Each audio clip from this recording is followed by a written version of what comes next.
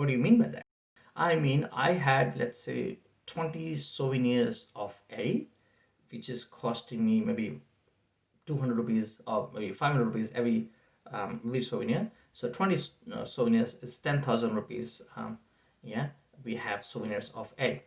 So in a B, which is again 200, but instead of 20, I actually asked for 100. So that becomes around how much? 50,000.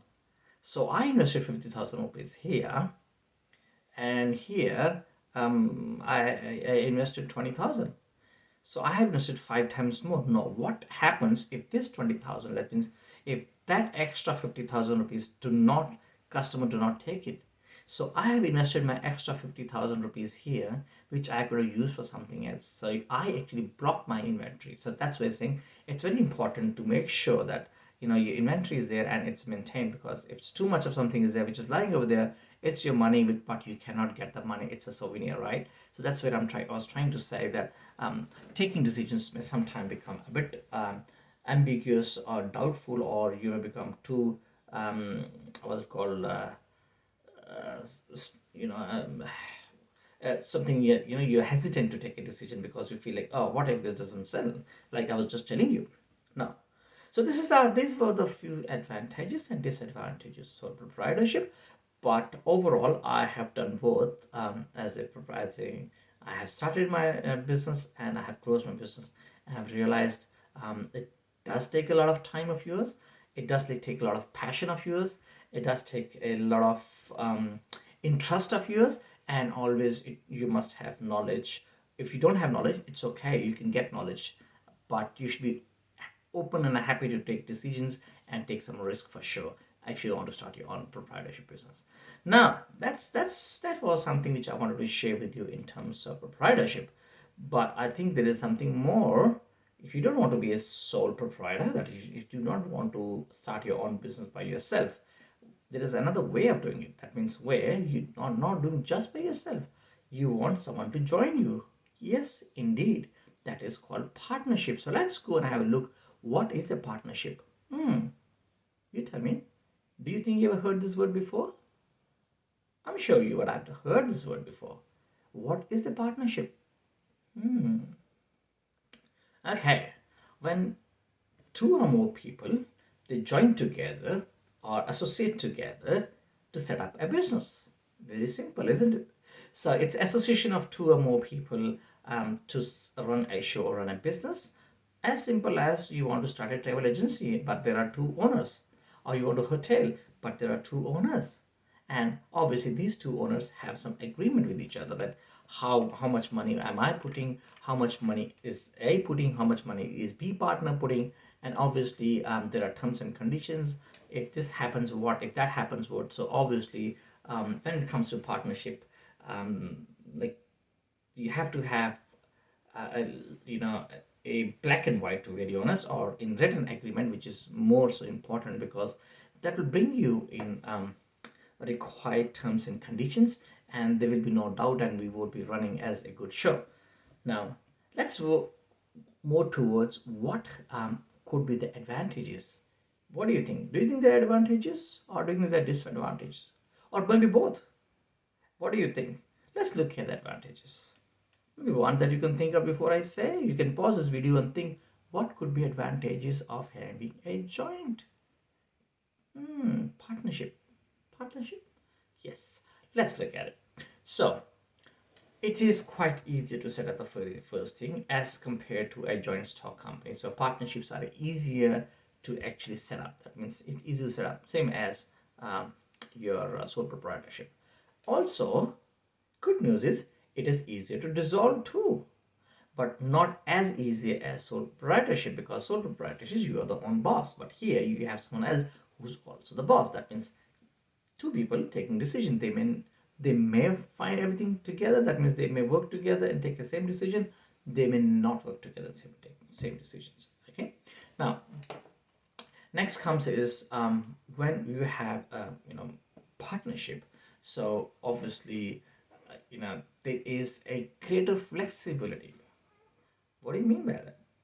A flexibility mean when you have Sole proprietorship, obviously, um, you are the only one who are running the show, isn't it? You are the only one who's managing the finances, who's managing the payroll, who's financing the accounts, who's managing the staff, who's managing rostering, who's managing marketing, who's managing sales, who's managing operations, who's managing overall policies and procedures, who's managing government regulations. Oh my God, isn't it? So when there's a partnership, so these things get divided. Now, isn't it easy? Now, imagine like you have to put it this way. Let's say you have to pick up 100 kilo of load from ground floor to first floor, right? And then you get another person. Now it becomes 50-50 kilo for each, isn't it? And then it'll be easier. Same load, you may take more time, but when you do together, you may take half the time or maybe more less than that, because you might be tired doing all the thing. But then two people are there, you may take maybe 20 kilo each. So, or maybe less than that, depending on that. So obviously, a partnership divides and gives you more flexibility in terms of you have flexibility in decision making, isn't it? Well, not really 100%, but then yes, you have another person, another pair of eyes, and the brain to sit with you, and you can talk together and find a solution to a problem, or maybe find a new strategy, or to develop a new plan, or to look at the products, any issues, or if there is any problem to solve it together as a team, or adding any money into the business, um, enjoying the success, starting a new venture, or so many things. So it gives you a lot of flexibility, right? Now, obviously, there is another thing which is very good, that in terms of when there are two people, when you're doing a business, so your management becomes easy. My example of load of 100 kilos, that means I was telling you finances, marketing, sales, government regulations, operations. So maybe I will take operations, regulations, and maybe sales and marketing. You take operations, you take accounting, and you take staff. So work is divided. So what happened? So now I'll be focusing on that, I'll be focusing on that, but we'll have a meeting together every week or every month, and then see where we're going and whatnot. We give suggestions to each other, so we have not double the force, right? So that's exactly what it is. So in this case, your partnership really helps you to divide your work, to have more better decisions, to have an extra pair of eyes and extra brain to work together as a team and to reach a solution. Don't you think?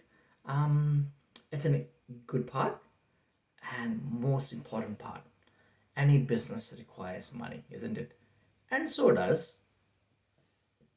do the partners. They have now capacity. One person has the capacity to invest, other person capacity. So now they both can invest pooled money in here together. Number one, they can invest money. Let's say they run into trouble. Person A does not have, maybe person B can use his contacts and whatnot. Then they can again join together and invest money in there.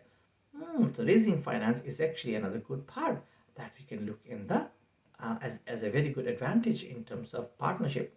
So that means partnerships are really good if they manage well. Partnerships are good in terms of flexibility. Partnerships are good in terms of, I would say, saving time also, dividing workload, investments, managing finance, managing business, having more idea. Oh my goodness, isn't it? So good, good. Do you think there are some disadvantages too? Yes. Let's have a look. Okay, let's go and have a look at it. So, what do you think? Before I say something, I want you to think about it. Tick, tick, tick, tick. What could be the disadvantage? All right, let me go first. You can pause it and think about it before you listen to me. All right. The first thing is unlimited liability and legal responsibility. What is this? That means both the partners have unlimited liability and legal responsibility. So what happens? When you were sole proprietorship, you had full responsibility for your business, right? When you have a partnership, let's say I am only 25% partner, right? And the other person is 75% partner. So if something goes wrong, I am liable to pay my 25% and he's supposed to pay 75%.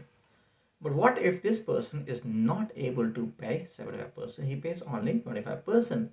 Then legally, I'm supposed to pay remaining to 50%. Yeah, I know. That's what it is. So, what do you mean by that? That means you have unlimited liability and legal responsibility to pay back. Now, imagine I only invested and this person has a property, let's say, worth of 1 lakh. I may have a property worth of 25 lakhs and our business has a loss of 10 lakhs. But I was supposed to pay only 2.5 lakhs and he was supposed to pay, the partner was supposed to pay 7.5 lakhs. I paid my 2.5 lakhs, but my partner had a house property 1 lakh only, so he paid only 1 lakh. So 3.5 lakh, that means 6.5 lakh, that will come back to me because he cannot pay. He says, "Hey, this is what I had. I paid everything. I cannot pay anymore.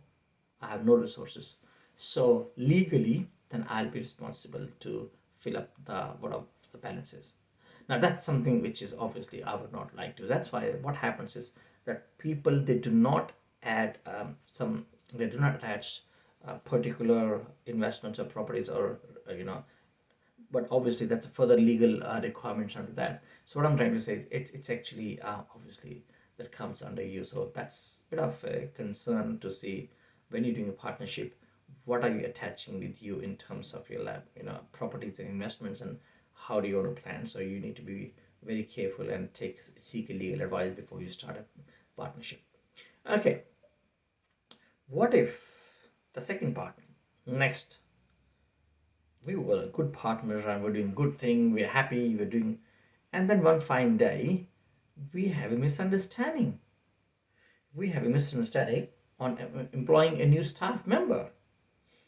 My partner does not want to employ a new staff member, but I see that there's so many people standing for our souvenir shop at Jammu and Katra. There's so many people standing in the queue and we cannot serve them and they're going back. But if I have one more person, so then three of us can do the job and then we can have more money. But my partner says no, that's extra cost. We don't know if the customer comes or not. But I feel the customers are coming, we should do it. Because it's like I feel if you open a shop, then only customer will come. Customer will not come and there's no shop, isn't it? But he feels no, that's not the case. So what if you have a misunderstanding? Simple question I gave you. Yes, you may have misunderstanding, and obviously, when there's a misunderstanding, there's arguments. There may be arguments. So, what is happening with the efficiency of the work? Every time I see extra customer standing, I look at him and I'll go angry. Oh, come on! And then what is happening is like, hey, come on, let's do it. So our energies will not be focused more so towards the business. Our energies will be focused more so towards um, yeah, why X is not there or is there or not there. So obviously the efficiency of the business really can actually be compromised. So that's something obviously will actually impact. Now that's one thing. But if our it starts from there, like having, but we are not on the same page. That means do not agree to each other's request or question or decision. I want to do extra stuff and he doesn't want to do extra stuff, but it really impacts the whole business, and it will move on from one staff to what color of how much have you purchased, why you purchased this time, why not. So interpersonal relationship really starts impacting the other parts, from marketing, or you're not doing good marketing, whatnot. So if there are issues, then we start fault finding, and that can really lead to a negative impact on the business operations also. And what if the situation moves on further? That means if that's lingered and not solution is not given, or let's say if after having a good discussions and maybe argument, I succeed in convincing my partner that we need to have extra staff. Let's say we have extra staff and the clientele is reduced because there was no staff there to wait, they don't come anymore. So the clientele goes down, then it become more issue to give the wages. It's hey, you give wages from your pocket, da da da da. So things actually become more problematic, and then it goes over in long term, and the environment